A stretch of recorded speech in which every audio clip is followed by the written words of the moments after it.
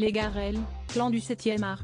Tout comme son grand frère Louis, son père, Philippe, ou encore son grand-père Maurice, pour ne citer que, Léna Garel a embrassé une carrière dans le cinéma.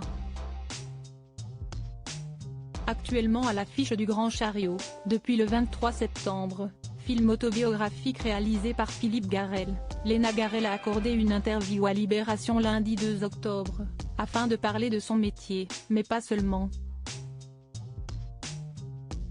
Pour la jeune femme de 24 ans, l'homosexualité a changé sa vie, et ce, depuis qu'elle a fait son coming out, à la sortie du lycée.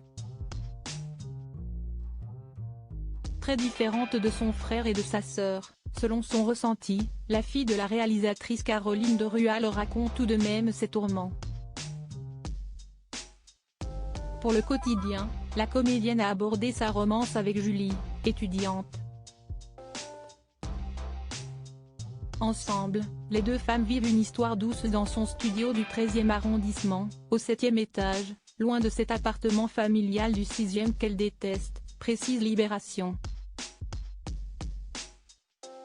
On se retrouve tous dans des positions de merde très engagées, l'artiste aussi à l'aise à l'écran que sur les planches a confié avoir été touché par les propos de Muriel Robin. C'était sur le plateau de quelle époque? Le 16 septembre dernier. L'humoriste a fait part de l'homophobie dont elle a été victime tout au long de sa carrière dans le monde du cinéma. Si on est homosexuel, on n'est pas désirable, on n'est pas pénétrable, avait-elle notamment lancé face à Léa Salamé. Aussi, celle qui incarnait Anaïs dans le film Les Amandiers, réalisé en 2022 par Valeria Bruni Tedeschi, a accepté de dire quelques mots sur un sujet brûlant.